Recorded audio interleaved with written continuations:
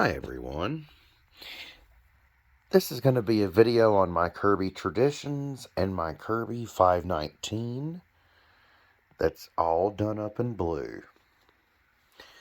I've made a video on this first one before, and it's on my channel. It's from August of 1979, and what is unique about this, since it's the first variant of the Tradition, you have to pull this forward to open the headlight hood.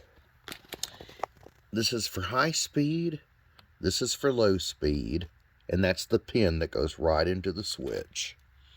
See, the idea was, when people were using the rug renovator, there was a problem with moisture from the foam and the suds being too near the safety switch.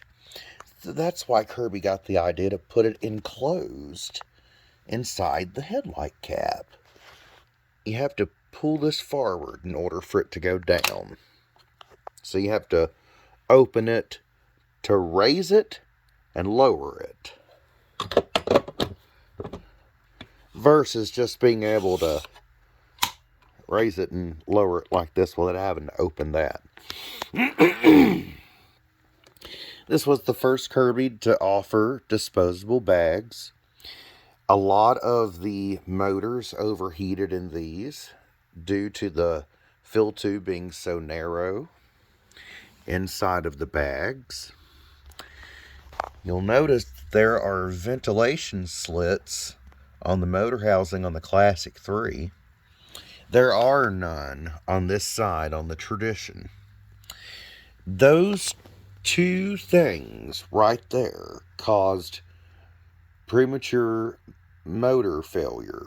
It would get so hot and it would cause a lot of problems for the Kirbys. Now, the next one,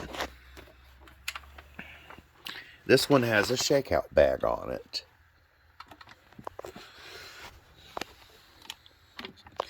This still has a suction relief vent on it, but this was the last one to feature this.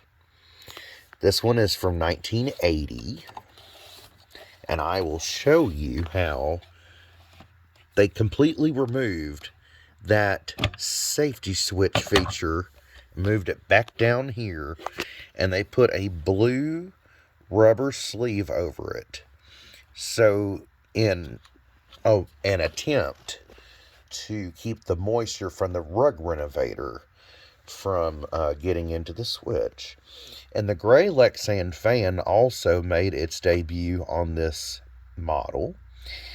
It had 11 blades, and it could withstand 25 quarters before it would be unusable. With the metal fans, all it took was one coin, like a nickel or a quarter. And not only could it break the metal fan, it could go through the fan housing, which was much thinner on these as compared to the Tradition, which they did make thicker for this model so it would be more durable.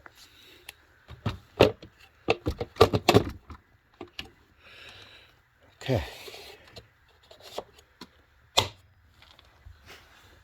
My grandmother said she had one of these with the cardboard attachment caddy with the rake on the front of it, which was optional. And this is exactly what hers looked like. They told me from memory what it was like whenever they used it and what it looked like. This is her dusting brush. It's the only piece I have of my grandmother's Kirby. You'll notice there is no ventilation suction relief ring on the top of this nozzle here. They had done away with that. Now, my grandmother's Kirby Tradition had a metal fan in hers. I'm not sure how that got in there, but that's just the way it came. This was the last Kirby to have this rug plate and this single row brush roll.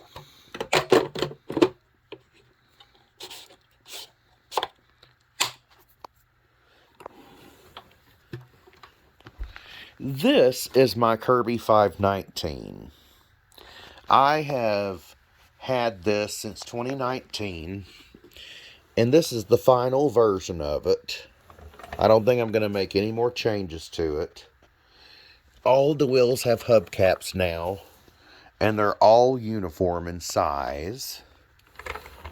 And it cleans so much better with the oval emptor on it versus the little rectangle shaped one.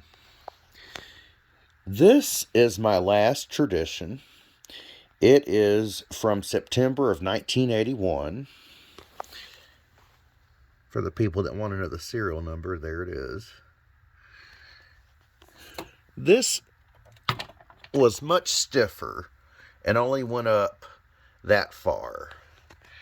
And this was completely smooth on the top. By this time, this was the air intake guard. It was no longer a crystallator.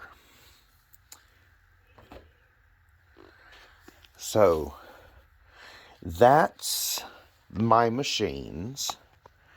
And now I'm going to run them for you. Alright, this is the first one.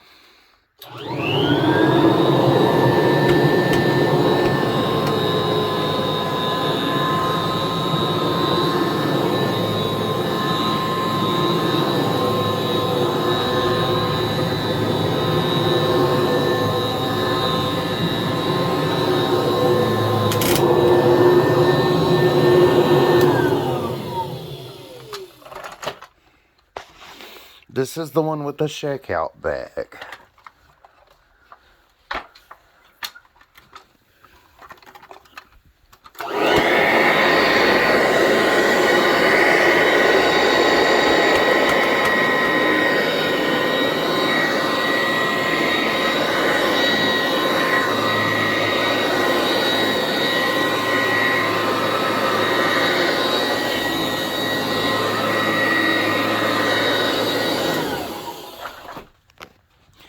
Now this one's just like the one my grandmother and grandfather had. They and my mom helped me recreate it to exactly the way the one they had.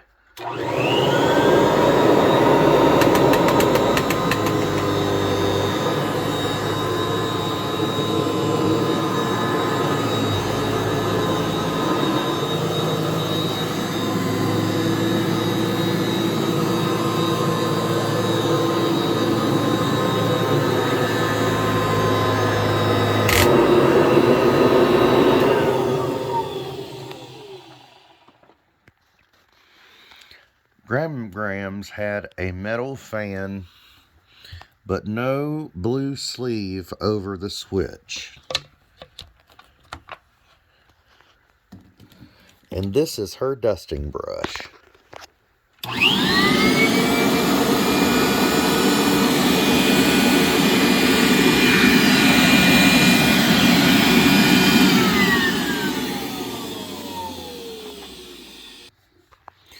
Here's the 81.